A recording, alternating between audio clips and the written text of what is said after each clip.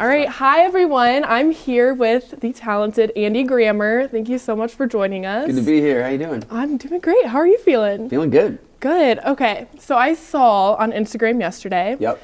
You posted a video saying how your new album is super close to being done. It's called The Good Parts. It is actually done already, yeah. It's done. All right, tell me about it if you can tell us. Oh man, I'm so excited. It's funny, like it's a weird balance to talk about it because I think it's so good that I don't want to come off like a douchebag and be like conceited or whatever. But it's my favorite so far. I really think, I write and write and write and write, and I wrote about 115 songs.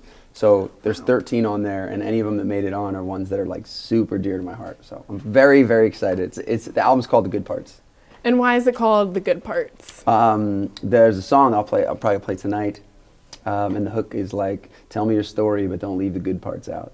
And I think that I'm at a place in my life where those are the most fun conversations, when you kind of reveal the hardship or the thing that's super vulnerable that doesn't get spoken about enough. But as soon as you share that, then that's like the most interesting part of your story. And how could you not have shared that before?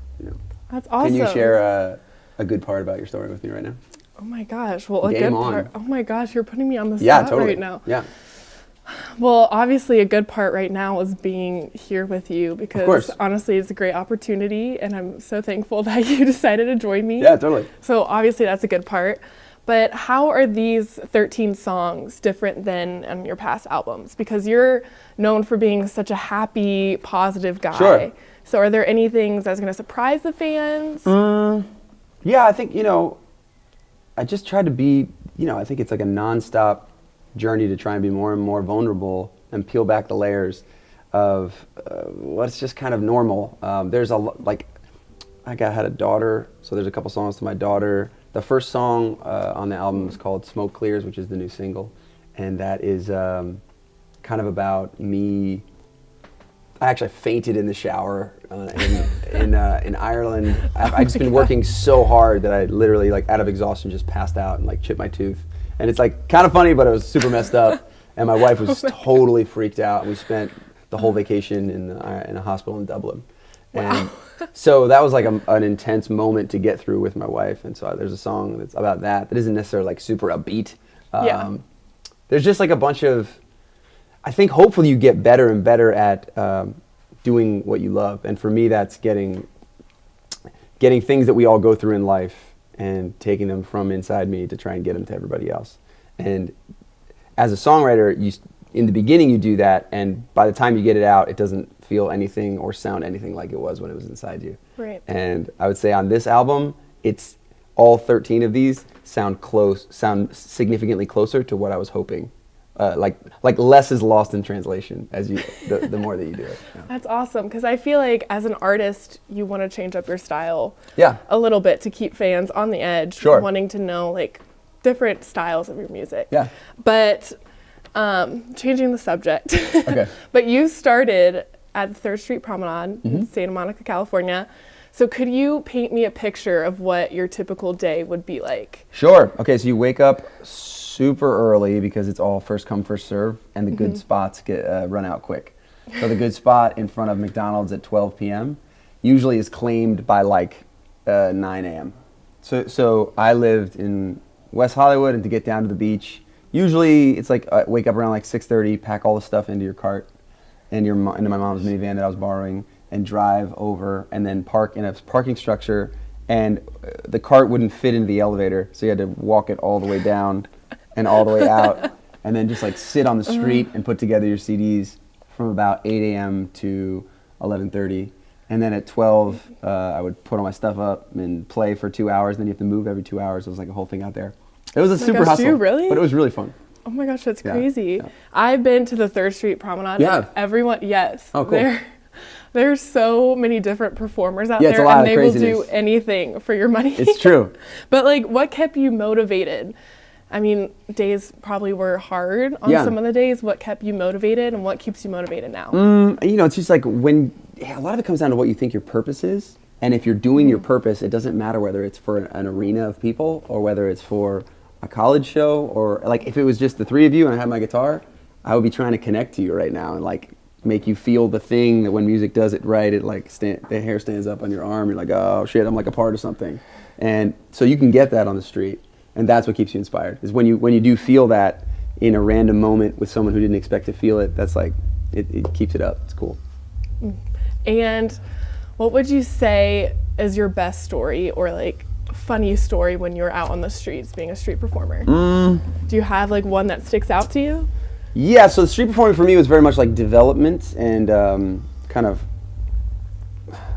yeah, like very developmental years. So one of the best stories was I would write songs and play them out there, and there was a homeless guy who was walking by, and he kind of lived out there, so he knew me, and he walked by one morning, and I was playing, and he goes like, you're all right. You need hooks though. Got no hooks. Oh my God. And I remember being like, you're right.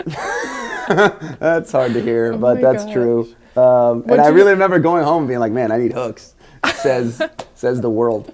Yeah. Would you ever go back and perform again? You know, it's really sweet because a lot of times when I travel in different cities, people that are street performers sometimes do know who I am because I'm one of the stories that got me to the radio and did some stuff. So they kind of recognize me as I walk by, and I always, if they do recognize me, then I try to go sing with them or whatever song they're singing, and always make sure I tip them. Yeah. And how does it make you feel that you've started there and now you're here performing for thousands of people? It's pretty crazy. It's really, it's something that's really sweet when you have friends who are with you the whole way. You know, I have a friend that was like my roommate when I was street performing. Whenever he comes to one of my shows now, that's always a crazy moment. It's kind of like you grow up with your friends, you don't think they're any older. But when you see a picture of them, you're like, oh man, we were so young at that age. So yeah, it's every once in a while I'll just get a shot of like, holy crap, this is so lucky to get to do this. And what do you think of Athens so far? Athens is awesome. Have you seen Court Street or any other places here? We haven't. Once this is over, I think we're going to go get some coffee. You were telling me to go to the Donkey. Donkey, yes. You have to go to Donkey. Donkey. So good. Sounds good. So why are you, I know you have a couple more stops at universities. Yeah. So why college atmospheres? What's so special about it that you like to perform for them? Yeah, I think that college is a time where you're as much into music as you ever are in your life. I think that for me, it was a time where I really started digging into what I liked. You know, I think high school, for some kids, but for a lot of kids, high school is like, whatever's on, dope, I'm in, this is cool. And then college, you're like, well, no, what do I like? Like, what's my, you know, I remember listening to John Mayer in an interview, he said, you find your musical family. You go like, oh, this is my thing, I love this. For me, in college was a time where I started learning about Stevie Wonder, and I was like, that's like my musical grandfather. And Coldplay is kind of like my musical brother, I want to like, pull from that, and so a lot of I don't know, you're kind of shaping a lot of different parts of your life and your music taste, I think, in college. Exactly, because whenever I'm stressed or I don't do good on an exam or a paper, music is the first thing that relieves my stress. Or when I'm at the gym and I need to get all that stress out, you bet I am listening to some music. Of course. But you're recently a father as of late July. Yeah. So how has that been? How hard has it been, especially being on the road? Any amount of hard it is completely trumped by how cute and incredible she is, honestly. It's like such a sweet part of life that it's not even worth talking about because it's just so cliche. There's nothing new I can say about the process. It's just everything's true, what you've heard. It's once you have a kid, it's like nothing matters. It's the most important. What's the hardest part been of being a father? Would you say? You know, I don't know, what's the hardest? The hardest part, definitely like just the sleep, the like lack of sleep and what that does to you and your family and your relationships. When you're like you and your wife and this little baby, she doesn't sleep very much. So a normal conversation becomes a tough conversation when you have no sleep. It's like just to live your life gets a little bit more difficult. Do you FaceTime her a lot? Oh, every day. Awesome. And what is she being for Halloween? She's a crawfish. Her name's Louisiana. We call her Louie. Louie for short. So she was a crawfish, yeah. And what's the story behind the name Louisiana?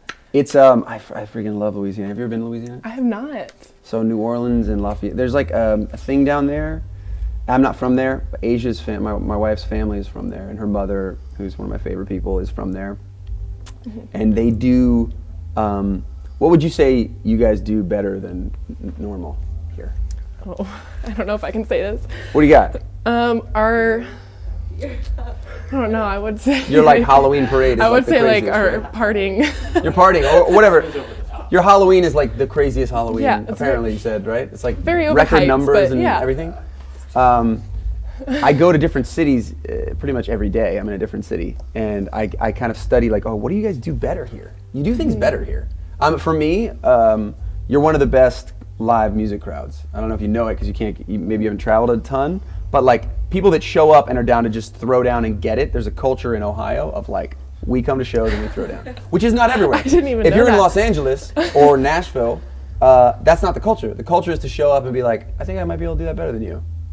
Like that's a lot of people in the crowd are like, okay. They're coming in with their eyes like, you're gonna have to win me over. If you win me over, like I'm in. But like we see a lot of people here, and this is like a town that does that.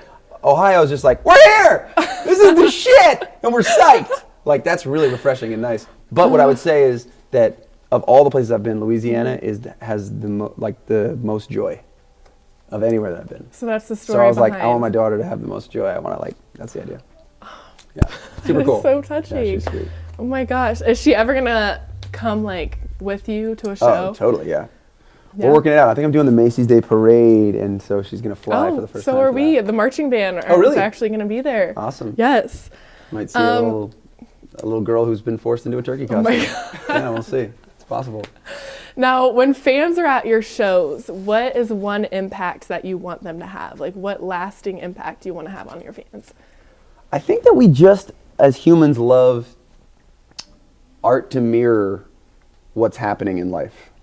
So in any form of art, I think that what makes a comedian really funny, what makes a movie great, what makes a song great, is when art mirrors something that we all go through, like a universal truth that is happening. And when you feel that, you undeniably, and everybody laughs at the joke, or everybody cheers at the song, or the movie ends and there's a huge applause. Mm-hmm. It's all because we're like, right? We're all together in this freaking thing called life. And I think that that's the hope with any form of art. So if people feel that when they leave the show, and especially if you're able to articulate something that's a little bit harder to articulate. So the deeper you can get with that feeling of unity, that's the goal. Okay, when I left your show, when you performed in Mason, I felt so positive. Oh, really? And when I left, I was like, now I can just do anything. Oh, that's great. That makes me happy. It was so good. Mission accomplished. Awesome. Cool. But a little fun question. Yes. What is one thing that most people don't know about you or that they can't read on a Wikipedia page?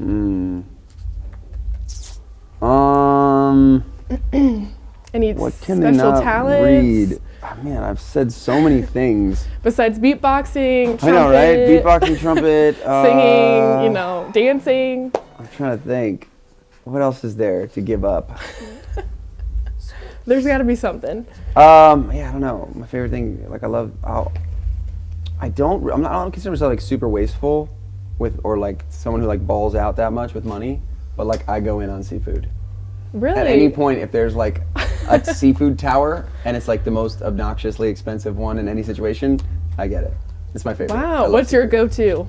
Well, I have go-tos all over the country. So like in Seattle, it's the crab pot.